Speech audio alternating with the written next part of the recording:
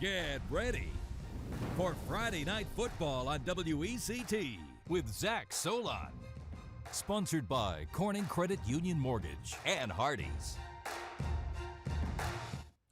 A hot night across southeastern North Carolina, and these teams brought the heat on the field. Week 2 means it's time to kick things into high gear, and the highlights you're about to see show just that. Some rivalry games, some big non-conference matchups. We've got a lot to get to tonight, so let's start things off with our game of the night. The battle for the bell in Bladen County, West Bladen versus East.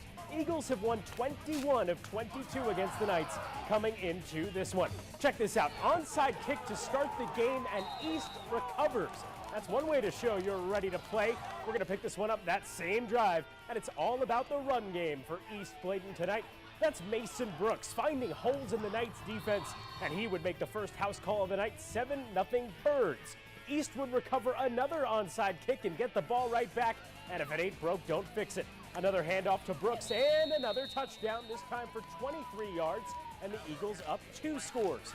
East would get the ball back on a fumble, and, well, how about a three-peat? This time Brooks is going to cover more than half the distance of the field, 53 yards for another touchdown to put East Bladen up 21-zip, and he's all smiles. West Bladen looking for some momentum. Hunter Hester with a nice pass here to Hezekiah Adams, but that drive would end in a blocked field goal. The visiting crowd looking for something to cheer for as the Eagles soar. Someone else gets a chance for East Bladen towards the end of the first half. That's Matthew Kemp taking the ball and running it in for the score, 27-0 East at the end of the first half, and they would keep piling it on from there. The final score, East Bladen wins 49-0. They have now won 22 of 23 all-time against West. Only game the Knights won was the first ever meeting back in 2001. The Eagles hit the road next week to take on Ashley. Now let's head to Wilmington, the only game in the Port City tonight. The Laney Buccaneers taking on the Rams of Havelock. Great crowd for the home team. We're going to pick this one up in the second half with Havelock up 7-3. Laney with the ball, fake the handoff, quick pass to the outside. That runner's up the middle, but he is smothered by the Rams. Then something unusual happens. The ball pops loose, and Josiah Quinn, the senior, is there to snatch it, and he carries it all the way into the red zone.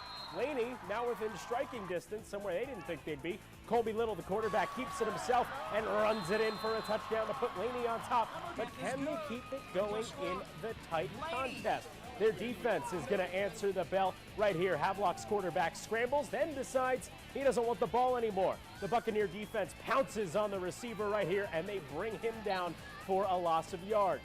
Laney's going to trying to string together a drive here. Tygier crewed up the Ashley transfer, gets the handoff, gets some positive yards. Same drive, third down. Little drops back, great pass to the end zone, but Quinn cannot hold on to it. Yikes, he knows it too. However, the very next play on fourth down, Laney goes for it, and they drop the exact same play, and this time it works. Catching it for the score, redemption for the senior. Now that would put Laney up by 2 possessions early in the fourth quarter, but Havelock would come back in those last 12 minutes for a 20-17 victory.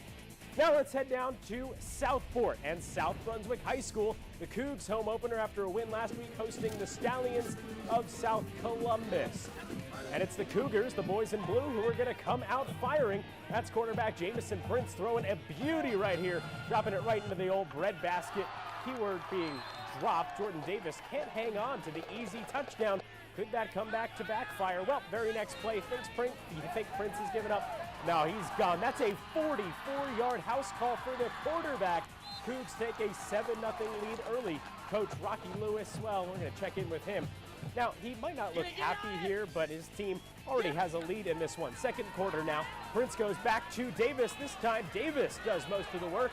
He's going to run for 18 yards before he's taken down at the 29. Couple of plays later, it's Prince looking for another target. This time, it's Stephen Callahan, who's going down. Not quite in, ruled down at the 1. No problem, we're going to get to a kid who loves the camera. Ethan Overton punches it in, finds Ryan, gives him the thumbs up. South Brunswick goes up 14-0, but a twist of events. Take a look at this. South Columbus would come back from down 32 points in the third quarter, 48-44 the final. A shocking upset. Incredible stuff from the Stallions. We're going to hop over now to Charlotte. Whiteville, the Wolfpack, another Columbus County school visiting the West Brunswick Trojans. Early third quarter, Whiteville up 15-7 on West. Trojans pinned back, and Joseph Hamrick set to punt, but that's an easy safety and 2 more for Whiteville. New Trojan coach Shane Handy isn't too pleased about it. Well, if he doesn't like that, he definitely won't like this.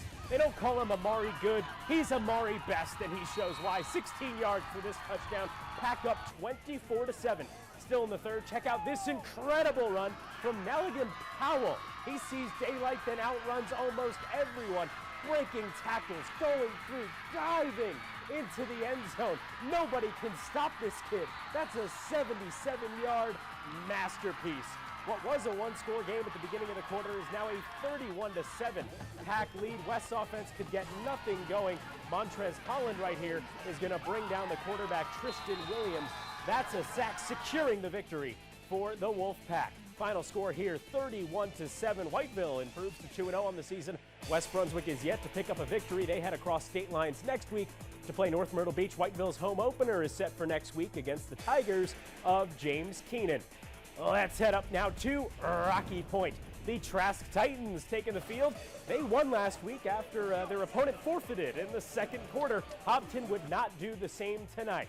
Trask with the ball in the first quarter, deciding to hand it off to their fast runner. That's Sherrod Henderson running right into your living room. Nobody gets close to bringing the big man down, so he takes it down the left side for the score. Moments later, Trask with the ball again. A lot of field to work with, but they call the run again, and look, this one works. This time it's Omar Hill who gets all the way over the hill in for the touchdown. Cheerleaders liking what they see. Now you think it's going to be a runaway, but that's Cole Weeks for Hobton, dropping it back, heaving it downfield to a Shad Wynn. He brought it down inside the 5. Hobton finishes it off with this efficient touchdown run. We might have a game here, folks. We're going to skip forward here. Trask now only with a 1-point lead late in the first half.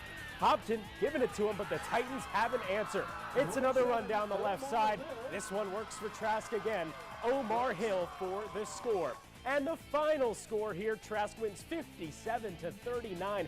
High-scoring game, and not the cakewalk that the Titans had last week, but at the end of the day, they're going to bed tonight as a undefeated team. They'll play the Sandhills Titans program next week. Do not go anywhere, folks. We've still got so much more action to go to that you will not want to miss. Also, want to find out if your favorite player made our top plays of the week? Well, you'll have to stick around to find out. You're watching Friday